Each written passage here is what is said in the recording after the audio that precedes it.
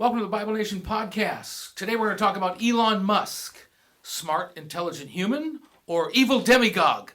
We're going to look at 5 pros, 5 cons. We're going to look at the good and the bad of Elon Musk on the Bible Nation Podcast. The best culture is the Bible culture. It's proven, and it works. What are we standing up for? The ability, the freedom to do what's right as God defines that right. God's the ultimate author of liberty. We don't want government to stand between us and our freedom to do what is right. I'm Doug Levesque for the Bible Nation Podcast, here with Pastor Jason Georges, Emmanuel Baptist Church in Corunna, Michigan. And this is our HQ, and we are in our HQ podcast room here today with Jesse Levesque, who's running the computers today. Guys, we're going to have an interesting conversation today.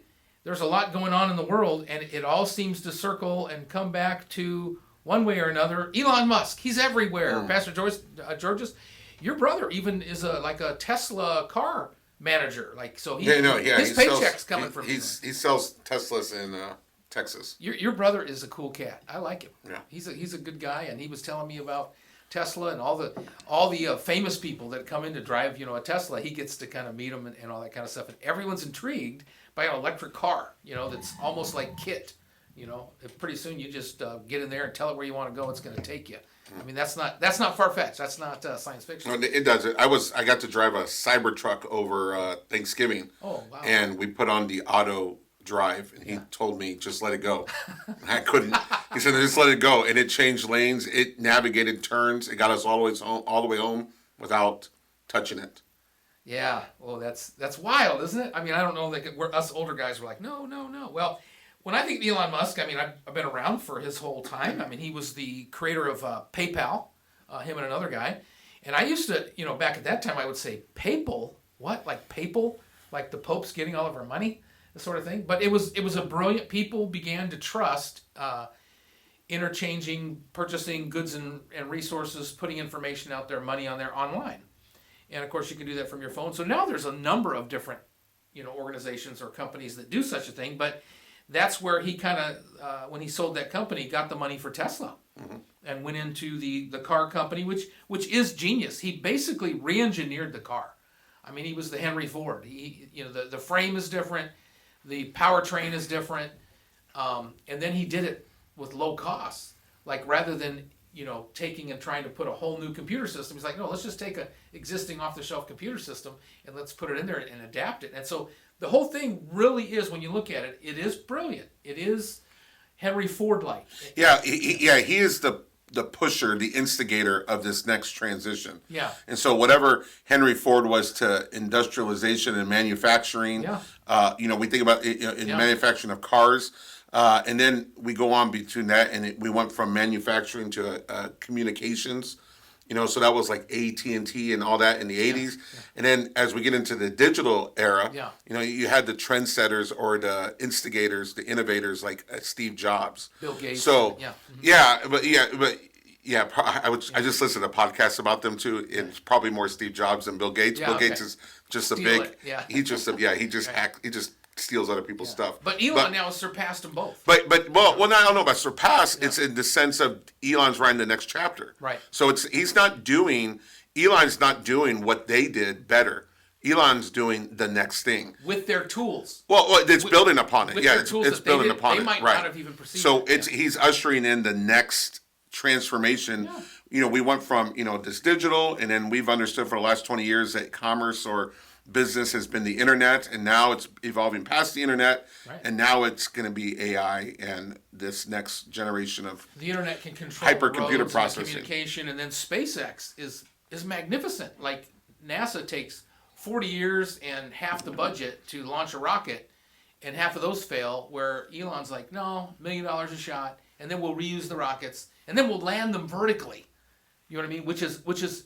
It's not fly-by-wire. It's not like a pilot flying. It's all digital, responses with gyros and stuff. I mean, I just find that incredible that they're, landing vertically a rocket even in the ocean. Yeah, he actually considers the astronauts themselves obsolete. They're pilots. They're unneeded. Yeah, they're unneeded, but they're still in there. Yeah. I mean, they should be seen more as passengers. And actually, the SpaceX capsules, the ones that he's been flying, Yeah. the astronauts that are part of that program didn't like that the initial versions of it didn't have any controls. Right. Like there was no joystick. Yeah. There was no control. Like, what are we doing? Yeah. And he was like, no. But ultimately, the he's like, computer's okay, better than you. we can go to Mars. So this dream to Mars is his with SpaceX, and then SpaceX is putting up all these satellites, Starlinks, all over the place, which then people can get their own little dish anywhere in the world, and they can use Starlink.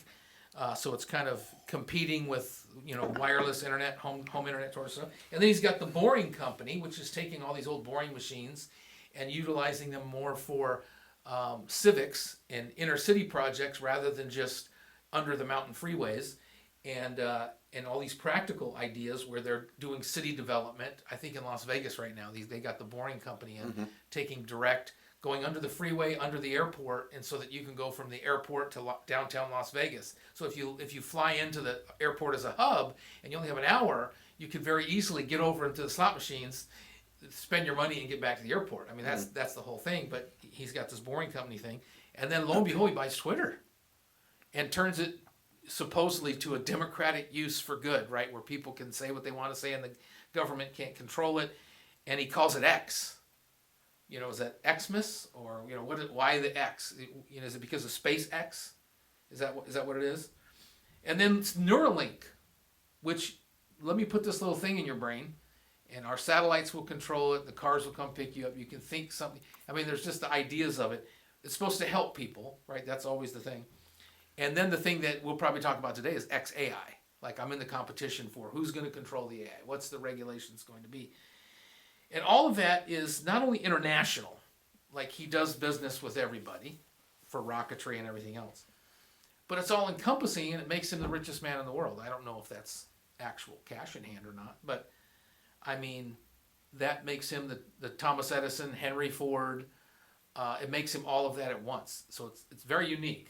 We've always talked about that in the movies, right? That's the villainous superhero. Is he good? Is he bad?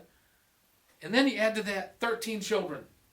Right. A claim to be conservative and an accusation that you're mad.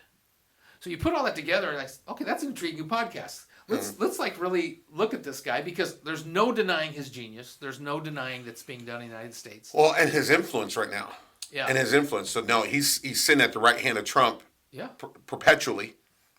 And not only is this a business relationship, but now they've gone out of their way to talk about their fondness for one another. So this is a personal relationship. Yeah. Well, which means it's an influential relationship. So it's no longer is it simply a pragmatic relationship. You're smart. I have a job. You do it. Now it's relational in the sense of they can influence one with another. And we have to ask ourselves, who's playing who? Right. And the left has already picked up on that because they're angry at losing. Like, I wish our Biden and Kamala would have had that. Right. It's not just that our Biden and Kamala aren't in power, but we didn't have that sort of relational opportunity with him. All the other techno-haves have gotten in line. Putin has said the only man I fear is Elon Musk. And I think those other guys, the only one they fear is the same thing. And, right. and then Vance goes to Europe and says, well, we don't want to put all this regulation on AI. Well, man, it's like talking out both sides of our mouth. So right. it does make for very interesting conversation. So Pastor Jay, you had a great suggestion, because I said I want to talk about Musk, and you said, hey, let's do like a 5 good, 5 bad. Yeah. So let's start with the good, and I'll just throw this out. I didn't really like Vivek, and I'm glad he's not part of it. He pushed Vivek out. He's too strong for Vivek. Vivek basically was one of the upcoming Democratic leaders with Pete Buttigieg. Mm-hmm.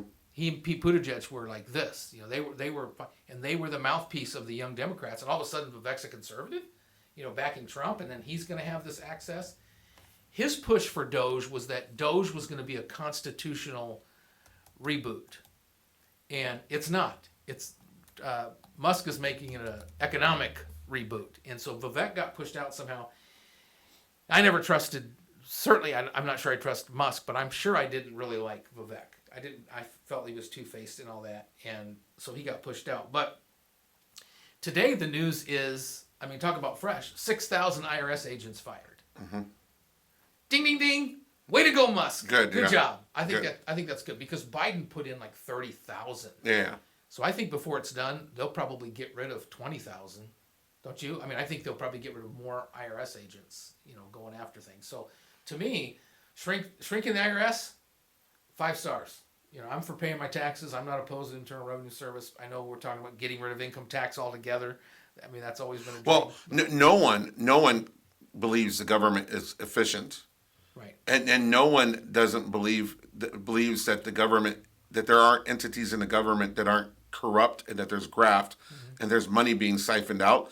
And so they're gaining a lot of traction and popular momentum. And well, I know we're going to get to the bad, but it could also be part of the smokescreen.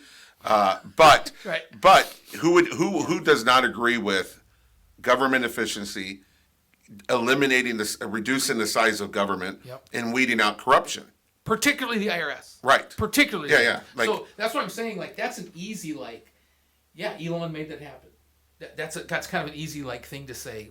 He did. Nobody else could come in and do that.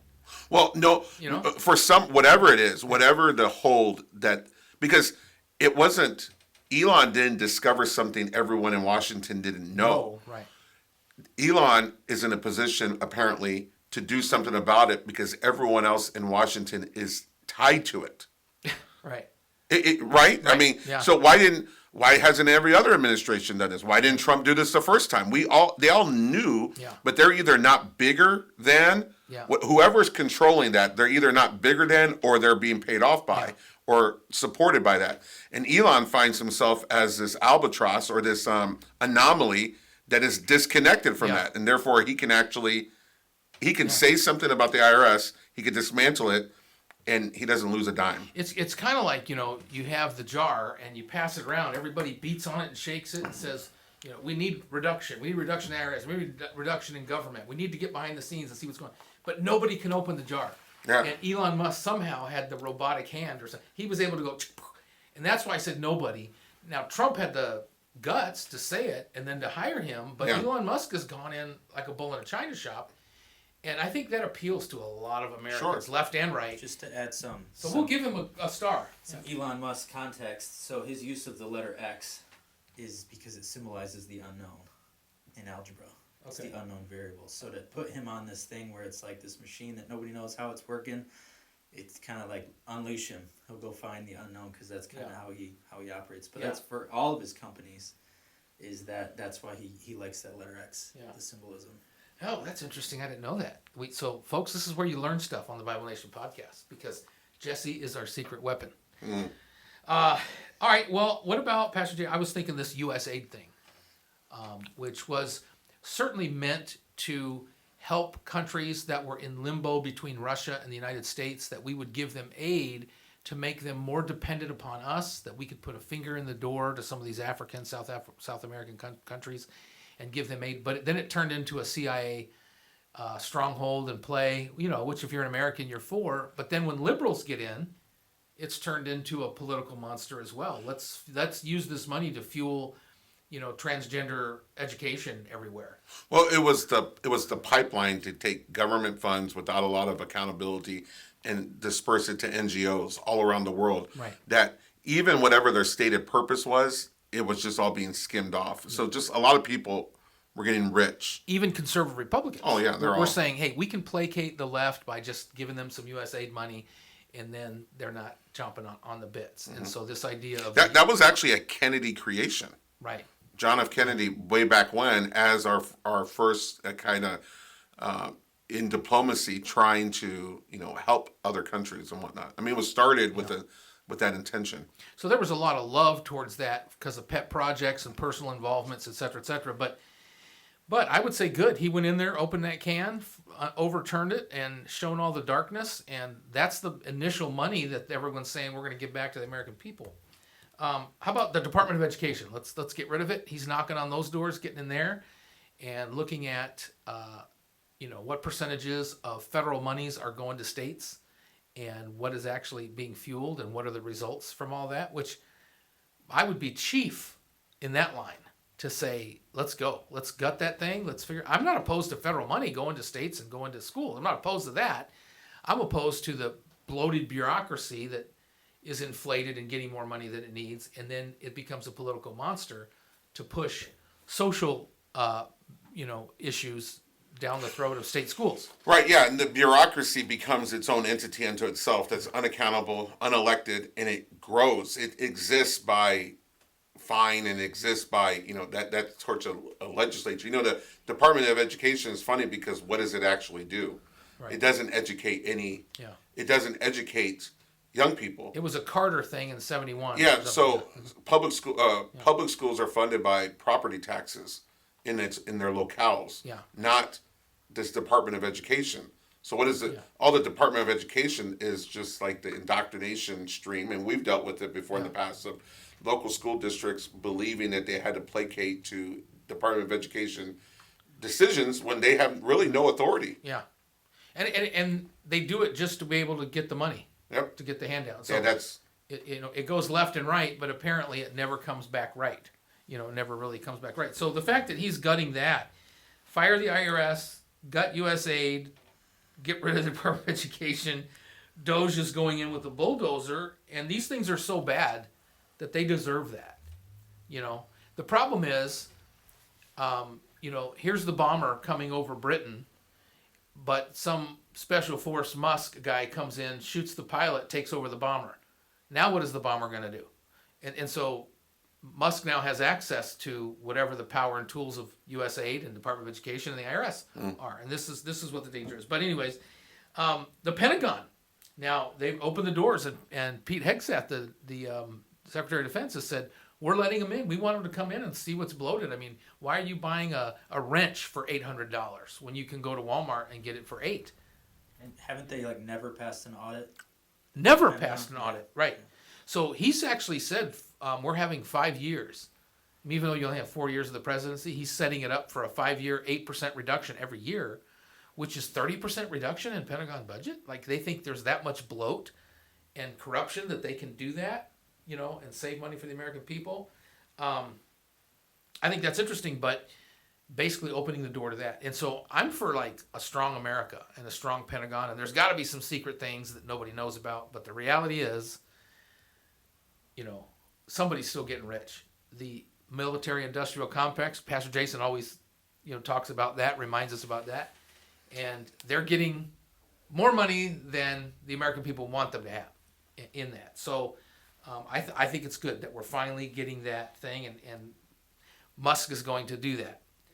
And then the fifth thing, Pastor Jay, we talked about was really the way that he's taken on Trump identity, MAGA identity, the popularity, and if the ends justify the means, okay, yeah, I'm a Trump guy now, and so he's in power. They're doing interviews together every other day. They're defending each other. You talked about the transactional has now become the relational. I mean, good or bad. And I'm thinking of the CPAC speech yesterday, where he came out dressed in MAGA black, not MAGA red, MAGA black, and he had a chainsaw. And so it was a gift from the president of Argentina.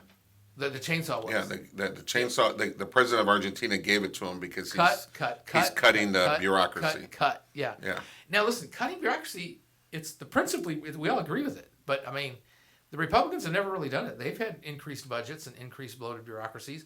So the fact that seems to be happening to me, kudos to Trump, kudos to Musk. It's a combination that is, unprecedented, and so therefore it seems scary. But those are 5 good things. Let's talk a little bit about that last 5 thing. And it's not a good thing so much that he's taken on a Trumpian identity, because we would question the Trumpian identity a little bit. And is that good? Is that the right identity for us to take upon ourselves? But he represents a new way of doing government, which distinguishes Trump's first term from his second term, of elimination of the insiders. And so he didn't go with the guys that are the career bureaucrats that kind of rotate through these cabinet positions and whatnot. He has these people from business, and they have yet to be corrupted by the system, and so they're coming in. We're 1 month in, right? And so all of his cabinet choices are getting selected, and they're all outsiders. They're all come at it from a different angle. They're not the career bureaucrat. So Elon really represents that new way of thinking towards government. Right. That's willing to ask, why do we do it this way? And so like I do appreciate when Elon says the reason that we are so inefficient, it's if we just had competency and caring. Yeah. Like they're showing out these Social Security numbers. There's X millions of people. There's more people in the Social Security rolls than there are citizens in the United States. Yeah. There are more checks being written. There's millions of people that over 125 years old. Now, the explanations that are coming out is that these are clerical errors, that some of these are codes that are utilized when they don't know what to put. They put in this code so the system still works. Yeah. But what he's saying is, but no one cares to fix them. Right. Because there's no incentive to fix it. Yeah. And so even like the money that goes out in these different departments, part of his thing, I think he said the other day was, even if we did if we just did anything different, it would by nature be better, right? Because that's how bad it's going. Yeah. A 1% increase. We don't even have to be genius yet. We just have to do a little bit different, and that some of these payables are going out, and the way the bureaucracy is set up is it's less work to pay the check than to stop the check. Right. So why would a bureaucrat stop the check? It's more work. Yeah. It would require them to care. And they're not incentivized to care because it's not their money. Competency and caring. Yeah. And so those are good things, and that's a new way of looking at government. The bureaucracy isn't incentivized to think that way. The bureaucracy is incentivized. I mean, the bureaucracy is the worst of what we would say is bad about labor unions. Mm-hmm. You know what I mean? It creates tenure, and it money is just kind of circulating. Yeah, you just exist. Yeah, you just exist, and so it works against the. It's so inefficient. Yeah. And the good thing about the Trumpian wave is what I'll call it, and we'll give credit to, because we're talking about Elon, is that Musk is a problem solver, and he's able to see possibilities, and some of that comes from his childhood sci-fi fantasy mind. We can go to Mars. We could do, Trump. We can own Gaza, and so. Even if you got 10% of those things, 50% of those things, it could solve the problems or it could help. So, and his somewhere on the spectrum autism that makes him socially weird. Just a little like he doesn't care. Yeah. But not unaware. Right. Because if you ask him when in interviews when he talks about is he self-aware of what people think or how it's perceived, yeah. But of course when you're the richest man in the world, you gave the. I wonder what you passed up the I don't care a long time ago. Look up here for a second. We talk about, since we're talking about the good, is Musk, does he do charitable giving? I mean, I know he supposedly gave Ukraine some money, but then they're saying, well, that came through government money, maybe even USA. But does he give to charities? Does he feed the poor? Does he go to Special Olympics? Does he take care of the vets or the dogs, or starving Africa? I know he would say, I'm trying to save the earth and get him to Mars, right? He would say that, but what is his charitable giving? Just at a quick glance, it looks like a lot of them are connected to tech. So there's some that are connected to online learning. Startups. But there's some that's like connecting rural nations to internet. So a lot of that kind of stuff. Circles around to self-interest. Yeah, and then there's some stuff that's like, food banks and food hunger crisis, but student-led coding clubs, so like right. computer programming kind of stuff is the kind of stuff that he's passionate about. So those are some of the things I'm seeing. Not necessarily. Food would be a traditional charitable thing. The Musk Foundation. The Musk Foundation, charitable foundation. Okay, yeah. So we need to look at that some more and see what's that good, because I would put some of those things in the good category, but at the same time, then we switch over to the bad.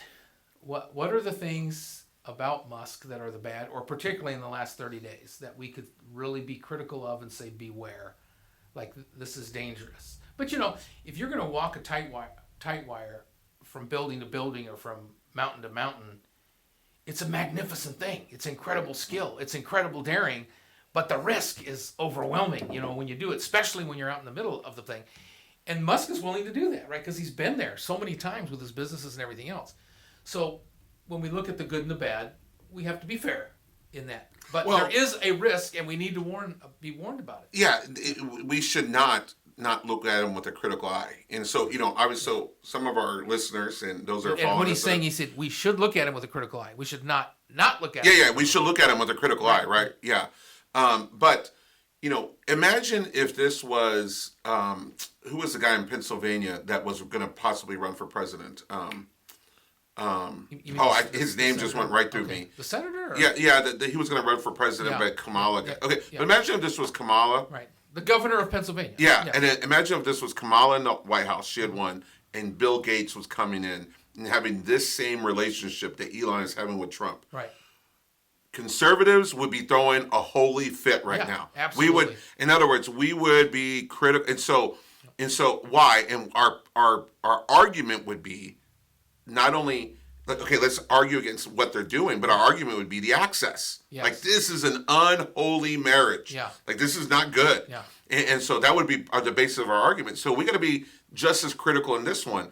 Not even though if we go, well, they're doing what we like for them to do, but we got to be careful about authoritarianism and totalitarianism and this this Trumpian identity of long live the king, which that's another episode that we need to come up and talk about. But like all the hairs on the back of my neck stand up, and I don't have much left, but all the hairs on the back of my neck stand up when the U.S. president likens himself to an eternal or a long live the king concept. Yeah. Like that is not American. And I think, in every generation, every nation, empire of the past, you've always had the guy sitting on the right hand, Cicero. Right. But then good, like Daniel, that the king would know no damage. So there's been good or bad people there, and American presidency has always had the same, and probably technological advancement, self-interest has always been there. But we live in an age where it's all-encompassing tech power. And it's these guys who are going to be there, and who they all lined up at the inauguration. They're all sitting on the platform. They've all lined up to financially give money to Trump's library, and now to support AI energy. But yet you have the chief of them all, Musk, there. And so we just live in an age where the presidency could be overrun by technocracy. And so that's why we're like, there's a trust factor. Well, and he rose to the right hand. The potential for good, the potential for evil. Amongst competitors, right? Yes. So as Trump is running for office, there is a whole host of competitors. Yes. I mean, even RFK, and there's guys that are vying for this influence with Trump. And, 1 month in, Survivor Island, Elon wins. Yeah. Like, Elon is there. They'd all been critical of Trump. Everybody had been critical of Trump. Even the Vice President Vance said, Trump, all this kind of stuff. But Musk never, I don't know that Musk ever went all out other than maybe placating to European high nose ha-ha against Trump. But here he is. Whereas like Zuckerberg and some of these other guys, they were against Trump, like all in for the Democrats, thinking they were about to step into power. Elon played it the other way, and now he's there. So that's the modernity we live in. There's a reason why J.D. Vance, the elected vice president, is spending so much time overseas. Because you send him overseas so he can't be in the White House. Right. I mean, this has happened all throughout U.S. history. Yeah. I mean, even in our first presidents, Adams and Jefferson and those guys had team of rivals. Yeah. Where the second place guy, we just sent him overseas so he has no influence there. And so, if we were to, who do you think has more influence with Trump right now? Right. J.D. Vance or Elon Musk? Right. What's the other guy that spent a little bit of time in jail? He's very disheveled. He always wears Steve Bannon. Steve Bannon doesn't like Elon Musk. And he's trying to get more influence with Trump because he's involved internationally in conservative right political movements. So it's interesting how Trump plays it, like keep your enemies closer. Like, does Trump fear Musk? Like, I got to hold him tight. Look what he's doing with Putin. So it's interesting. Who can know the mind of Donald Trump? But who's the devil that a deal was made with? Right. Did Trump make a deal with the devil of Elon, or did Elon make a deal with the devil Trump? Right. Like who? They're perfect. The Bible has this construct of the Antichrist, but most of the work is done by the false prophet. Yeah. Right. The false prophet is going to lift up the Antichrist in his image and create false prophet might have their own social media platform. Well, if we're going to go there, also the role of the false prophet is to highly promote the pseudo resurrection of the wounded head of the Antichrist. I mean, there's a lot of play here. And what is everyone always like? When did I turn to Trump? when I saw him rise up from that wound to the head. Bleeding, fight. Yeah, fight. that's when I came all in. Yeah. I don't know. Listen, right? Yeah. It just, yeah. And I'm usually not the first one to be. You're not. I'm usually the No, right. I'm not the one that's like the Twin Towers or like the two witnesses. Yeah. Like, I'm not that guy usually. Right. But now I'm like, guys, this is kind of eerie. Well, and even if like it's not these two personas. It's definitely the spirit of Antichrist, and the people are ready. The people are ready to cry Messiah, to it. So let's talk about 5 bad things. Number 1, off the top, I put all this genius that I've just acclaimed him for. It is missing moral integrity. Yeah, it's missing moral integrity. He has 13 children from multiplicity of wives, and some of them have rejected him and gone the way of the dodo. He doesn't, he has this one boy that he carries around with him and seems to love, and then he talks conservative issues about family, and yet then just recently another conservative woman shows up with a child and says he's not wanting to recognize that or whatever, and I don't think he said much about it yet either. So, great men, strong men make these kind of mistakes, but he's made them over and over and over and over again. Trump's made them over and over again. But he doesn't see them as mistakes. Trump doesn't say I've sinned. No. And neither does Musk. No. And so the moral integrity is, what do you call morality? You'll use the term. Go ahead, Jesse. Well, I was just going to say basically what he said. Yeah, he doesn't see it as failure. It's kind of his plan. It's very medieval. Machiavellian. I'm going to spread my seed. As much as I can. So that's kind of what he's doing. Yeah, and then scientific minds say, this is the evolutionary process, sort of thing. So moral integrity is one that just easy. Which is a devalue of women. Absolutely. I mean, it's just...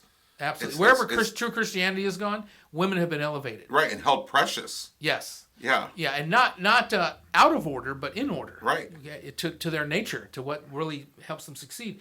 The second thing, and we looked at this before the program, and this is kind of probably where we're going, and we'll talk about it, but is that he just had an interview where he said, I was really feared that AI was going to be a existential threat. I was at the head of that. I was saying we needed regulation, but I finally capitulated because I couldn't sleep at night to the fact that there would be an AI God, an AI deity. And so then I kind of yielded to it. And so now it's just a matter of interfacing. Pastor Jay, you said you had read where he said, we need some form of transhumanism so that we can interact and stay with or ahead of AI. And so he doesn't think that we really can do that. He thinks we should be doing that the evolutionary process is drawing us to that. And so the fact that he have all this power of good, he's flying the bomber now, but what if he capitulates and AI takes over and the bomber is going to do even a more evil job than Biden? You know what I mean? Because now it's all these countries are now going to look at how to wage war. We're going to follow AI. How do we do economics? We're going to follow AI. We're going to let AI start making the decisions and out AI each other, and it seems to me that's his morality. Well, and it's this constant pursuit to find an existence that is outside the authority of God. And so 20 years ago, we're talking about the avatar effect, and we're talking about this digital personas, and is God have authority over our digital persona? You know what I mean? Okay, what I do in real life and what I do in my digital life. And because we were seeking a realm in which God didn't have any authority, and yet, even the imaginations and thoughts and intents of the heart are to be brought into captivity of Christ. But even if you think about AI is to we're trying to reproduce what humans do by their God. Like humans, we're trying to get AI to do what humans do naturally by their creation of God, but without morality, without a sense of moral. And so this is his pursuit here. Part of this is this pursuit of the outside of moral. Right. Like, I don't have to be... It's a devilish construct. Yes. Yeah. And so, ultimately, the AI is going to come to the conclusion that man's frailty, man's, insufficiency is that they're moral. Once you remove morality, morality is what's holding you back. If you can then just be calculated... It just and that fits with all these strongman leaders everywhere, even in technocracy, and Elon seems to be elevated in that today. I mean, these guys don't like Elon, but at the same time, they kind of envy the fact that he keeps getting there. Is Elon having talks with AI all night, telling him how to what to say tomorrow and how to do it. Well, so we talk about all his technologies, right? Everything from his cars to SpaceX to Starlink, which is probably one of the most dangerous things as far as controlling the world. Yes. Because he controls the switch of how we're all going to be connected to each other. Right. We're going to get rid of ether and cable and whatnot. But then now what's Cyberlink, right? Yeah. And part of his pursuit is, his justification is, humans will not be able to compete with AI. So we need to have the transhuman or the superhuman or the Avenger that can balance out AI. In other words, AI is really going to be bigger. Which is, yes. Yeah, which is his mission statement there on the Neuralink is redefining the boundaries of human capabilities requires pioneers. Thou shalt be as gods. That's what I was saying about that. So the bad things are this moral revocabularizing is not moral integrity, and AI deity is basically capitulating to something that they call a copy of human creativity, which is really deception. It's really digital deception. So then thirdly, I thought government funds. Okay, government funds. And the fact that he has been the recipient of government funds all the way back at PayPal. Yeah. So he's always had government funds, and now he's overseeing who did it, who did it right. He can erase his own corruptions, possibly, or he can increase funds, or he can compete from where he's at the top shelf with his competitors on who's going to get AI control, et cetera, like that. So I think the bad is, I hate to say we're agreeing with the left, but for different reasons, is that nobody should have this much access, this much power. So I'm praising him on one hand because it needs to be done. On the other hand, you've switched bomber pilots, and he now has the capability of dropping the nuke on us. So Trump response to this has been, I'm keeping an eye on him. Okay. Yeah. Elon, his response has been, I used to own PayPal. If I wanted people's personal information, I already had it. I've had it for years. Right. If I have any issues, which is true. So he's playing to you're not giving me access to anything. Right. But here's the other consideration. He's had problem with regulators. There is even right now. There's a lawsuit that Trump had against Elon that just got settled for $10 million, and they saw it all the way through. And actually, they were on an interview, and Trump was like, I gave you a break on that. And they weren't agreed. And Elon was kind of, it's cost of doing business. Yeah. But let me ask you this. What regulator today, with the power that Elon has in government, is going to do anything to Elon right now? No. For fear of what? Yeah. I'm going to be defunded. I'm out of a job. That guy has the ability to fire me. There's no one going to touch Elon. So Elon is building this regulatory shield around himself that he can do anything he wants for fear that I don't need to fire you. I can get rid of your department. Yes. You don't even exist so anymore. When the bureaucracy becomes controlling, like in Hitler's Germany, right? Everyone's at party of the SS party. All the civil servants are wearing a uniform, and then it's like we can't even fight it, sort of thing. And so the Democrats were doing the same thing. They're doing the same thing, pushing the walls of society, and then this and feeling so they're just mad that now Trump is doing it better. They're mad that the possibilities are that Elon is doing it better. It's not that they're on the moral high ground, but we have to stop and say there's a possibility that this could go south, because if all of a sudden we're the targeted enemy for some reason, all of a sudden churches are the problem, we're going to go and we're going to gut every church or whatever. We're going to find out everything about every church. That could happen as well. But my proposition is, if this is prophetic, that's not going to happen until the last second. In other words, the ability to deceive even the elect. And so the wool will not be pulled from our eyes until the last second. Right. But all up until that point, we'll just think it's the greatest thing ever. And that is, I don't know where that comes in our concerns here, or if it fits here, but one of my concerns is the wholesale championing of him with no...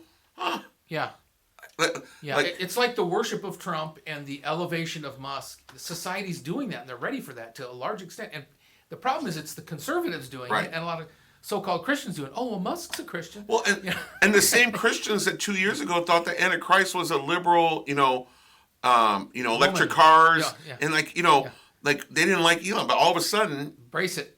It's just how easy we are to be the pendulum swinging. Yes. And all of this, you think about these personas and people accepting personas, whoever they are, right? And almost worshiping these personas and giving them messianic-like qualities. And all this is happening at the same time where the Middle East is changing so fundamentally, right? Jerusalem, the Temple Mount, Gaza, everything.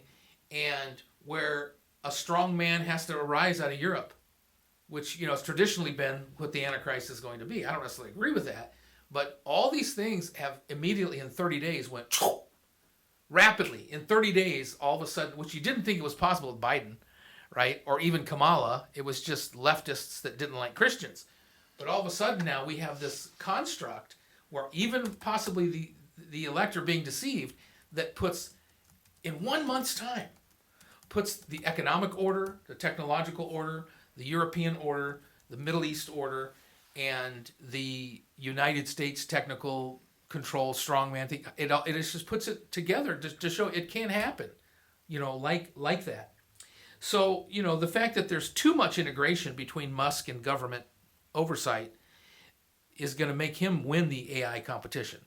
So that's what's scary. Number 4 is I want to talk about the possibility of a $5,000 refund. Well, let's talk about what you would do with $5,000 real quick. Pastor Jay, listen, you go first. You got $5,000, and I'll tell you what I did with the last one. Yeah, with the Trump one during COVID. Yeah. I bought a sailboat. That's right. I forgot. I didn't have any kids, so I didn't get that one. But I forgot. That's what you did with you. I bought a sailboat. Y'all can go COVID, wear a mask. I'm going out on my boat. Right. That's what Pastor Jason said. That's what I went and bought a sailboat. Okay, so if $5,000 comes, it can be used. You've got girls. You got girls in college. I'm paying off a wedding. Yeah, you're paying off a wedding. Absolutely. Yeah. So and then Jesse, you've got a little baby girl, and what's your $5,000 headed towards? Probably fix the plumbing issues in my house. You've easily got $5,000 worth of plumbing issues in your furnace, house. Yeah. All that good stuff. Yeah, you got, and so then my $5,000 is probably going to help you pay issues in those houses. So, no, so anybody could say, yeah, give me $5,000, I'll spend it, right? I mean, none of us said we're going to give it to the Lord in that, but we'd have to. So we all like that. I told you what I did with my last one. Now that you put that on the table, build a gym. Okay. We at the church here are trying to expand the school and church facilities, and It's overwhelming, right? It's going to take all the money that we have. But you think you could talk the rest of the congregation into all giving their $5,000? A lot of people did their last. I mean, that's where a lot of people used their last ones for that. So just to me, the fact that the left and right continually do this, just to appeal to people's need and self-interest, it does kind of make the government, the giver of life. Right, everybody come and get on the teat, so to speak, of the government milk, which is this money, which is socialism. And so even though this seems like, well, this was your money and it was coming back, that's not really capitalism. Yeah, we made mistakes, let's fix it, but we're telling the Europeans they need to spend 5% on their defense. Well, let's take all this stuff and let's go ahead and put it back into our defense or something. So I don't know, I don't like it's the like idea saving your money and then going and using it and buying pizza or something. It's like... Yeah. You saved it, good job, but use it towards the other issues of the remember deficit. Remember when the economic fall of 2007 and they bailed out the banks that caused the problem in the first place? Why not give all that money to the people so they could pay off their loans, which would prop up the banks?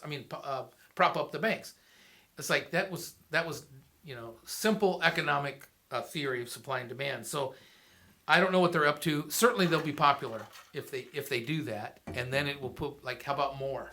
What more can we have in those regards? So, to me, that goes in the bad category. I just think you're appealing, to it's too easy. It's too easy to appeal to people with $5,000, and that's pretty cheap, by the way. $5,000 not enough. You need $5 million. Maybe I'll think about you can pay me off. You can buy me out, but $5,000 no. And then the last thing of my 5, Pastor Georges, is the fact that I know he's an American citizen and he's doing business from America, but he is South African. His family did live in Canada. The Canadians didn't like them, possibly tried to remove them. And, you tell me, you were talking about what he said his mentality was from American culture. Yeah, no, because he's had to answer this question. Right. Are you American enough? Right. Are you one of us? Obviously, he's born in South Africa. But his response to that was that his morality was formulated by American media. And so he said, I watched your shows, I played your video games, and he even says, I played Dungeons and Dragons. Yeah. And I think this might have been at CPAC or something. It was a crowd responded in the affirmative, right, wherever he said this. But, you know, his response was, I'm American. The same way Americans are formulated, their moral system is formulated, was how I was formulated. right. Which is really an indictment upon America and where Well, we get our you morals can be from. in America, and the triangulation of your moral mind is immoral, and so that's not much to say. Yeah. So his defense of his Americanism is I think weak for morality, but strong for American culture being defunct, in that he's there. So to me, that's the other thing, is where do his loyalties lie? Recently, we said we're going to save you, Ukraine, but you're going to give us 50% of your GDP. Mm-hmm. You know, you're going to give us your minerals and stuff. And you were saying that's exact stuff that Elon can't necessarily buy and own, except from the position of leverage that he's at, because he needs minerals for batteries. Oh yeah, I mean the new thing that's being talked on the international scene and the new value to Ukraine, why all of a sudden we got to stop this war, is because they sit on huge deposits of rare earth minerals. Yeah. And so why is that? Why didn't I stop the war 3 years ago? Why is that now? Well, Elon has a lot of influence, right? And right. It's a little conspiratorial, but he owns businesses, major global businesses that are dependent on having control of those resources. Now, I'm not proposing that he wants to steal them. I'm proposing that he needs to have good access First to them. access. Right, over China access. And you know what? We probably want Elon to have access to those more than China. Right. But to think that there's no motivation in all of this. Yeah. And so, those are... You know, you got China and you got Musk. You got two Dungeons and Dragons characters. Both of them are bad, but one of them's on our side. You know, that's how I look at it. Well, and it really comes down to how do you believe Elon perceives himself? By himself, he is richer. He possesses more wealth, controls more things than a lot of countries. Yes. So does Elon view himself as an American? Or is he a globalist, and America is his most friendly place to set up base? It's the best place to enthrone myself over everybody else. Right. That's the scary part. And so that's why we talked about good things. You know, we're not blind or biased to that point, but there are bad things that Americans and Christians should be concerned about going forward in the blind support, almost worship. And so that's what we keep kind of tapping the brakes on. Proverbs, Solomon, son of David, acquainted with power, right hand, writing about wisdom from an incredible perspective. And Proverbs 4:14 talks about avoiding the wicked. How do you avoid the wicked? You got to know there's got to be a sign that says wicked ahead. You know, avoid it. And he says, enter not into the path of the wicked. Is Elon good or is he wicked? And what is his path? Is it all technological AI deity? Enter not the path of the wicked, and go not in the way of evil men. His morality is different. Avoid it. Pass not by it. Turn from it and pass away. And so divorce yourself from it. For they sleep not, except they have done mischief, and their sleep is taken away, unless they cause some to fall. Elon Musk, there's a bunch of conversations about him not sleeping, because he's a genius and he doesn't need sleep. And then he can't sleep, and unless they have done mischief. The Bible elsewhere says, you know, beware of those given to meddling with change all the time. We don't need to live on Earth, we live on Mars. I mean, that's mischief. No, we're earthlings. Christ came to die for those on Earth, right? We don't need robotics. We need a Savior who spilt his blood. We're under his blood. And so the whole narrative changes because there's mischief in there. And that's just like the devil. Hath God said? Let's put a twist on what God said. For they eat the bread of wickedness and drink the wine of violence. There's that American culture. But the path of the just is as the shining light that shineth more and more unto the perfect day. It's not that he doesn't see the path of the light. It's not that he doesn't see it. It's not that he can't put his hand in it and recognize it. It's that how do I mirror it, or how do I do it the way I want to do it? The way of the wicked is as darkness. They know not at what they stumble. My son, attend to my words, incline thine ear unto my sayings, let them not depart from thy eyes. Keep them in the midst of thine heart, for they are life unto those that find them, and health to all their flesh. And so, Bible Nation Podcast listeners, we're preachers. That's our mindset. And so some things that are good have the possibility for evil. And so it's our job to say, well done on the good, but also to say, hey, beware the potential evil. And not just pointing at it in Trump's life or Elon's life, but when you point the finger, there's 3 fingers coming back at you.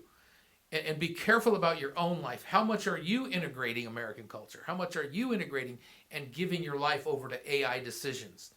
We've been telling preachers, don't just do AI sermons. The AI will give you a sermon. Don't just do AI Bible software. Open your Bible.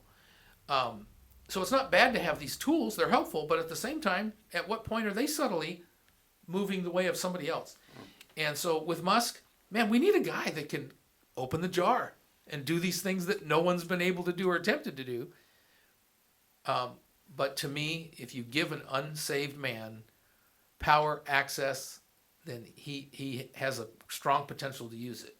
Or at least the devil has a strong potential to try to use him. So, I'm for America first, but I'm really for Jesus first. Seek ye first the kingdom of God and his righteousness, and all these things shall be added unto you. You'll have a good country. You'll live in peace. You'll get corruption, worked out. Pastor Jay, I'm going to give you final word on Elon, the good and the bad. Yeah, I think I don't think you and I in this podcast we're not sounding the alarm. Right. We have not really caught the hen in the cookie jar, right, connected the dots. Right. But what we're saying to people is, don't stop being objective.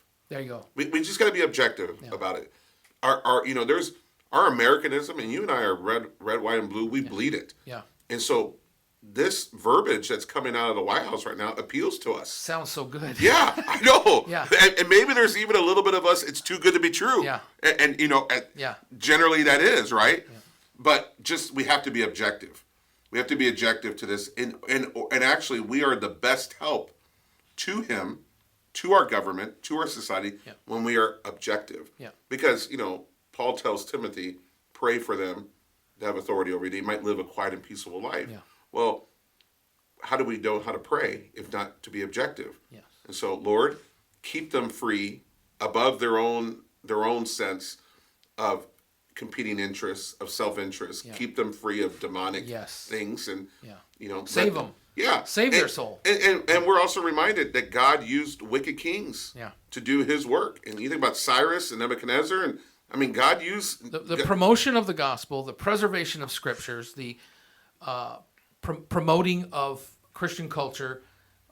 It's amazingly, it's not as pretty as we would like it. A lot of times there's uncouth things and uncouth persons that are involved in all that because God's in control of the whole tapestry and the whole weave. What Pastor Jay is saying, especially to pastors out there, is you don't have to follow the bandwagon. Help curb even your congregation's holy enthusiasms about things that are not holy. It's not a red light, but it is a yellow light. And I think that's one of the things we've done well here at Bible Nation Society, and we want to do for you. Listen, the best culture in the world, in any nation or any tribe, any family, is a Bible culture. When you get saved and you have that Word of God, it's what makes your culture. Not the Declaration of Independence, 1776, that was a result of gospel culture and Bible culture, not just self-interest, Adam Smith sort of thing. And so the best culture is a Bible culture. It is proven. It's there in history. It's there in the Bible, and it works. And we want what works best for us, for you, and for local New Testament churches. And yes, the best, that's America first, would be Jesus first. And so thank God there's a new emphasis on religious liberty. And so therefore we have the liberty to say these things and to promote right things. And the pseudo-Christianity that's out there today will let Jesus be anything but only Lord and Savior. And so we're here to compellingly say Jesus is the only Lord and Savior. If you don't know Him, get on the knees, bend the knees of your heart, and cry out, Lord Jesus, save my soul. And He will come to you, He will lead, guide you, He will change you, and He will care for you. He'll certainly save you for all of eternity. Thanks for listening. Until next time, this has been the Bible Nation Podcast.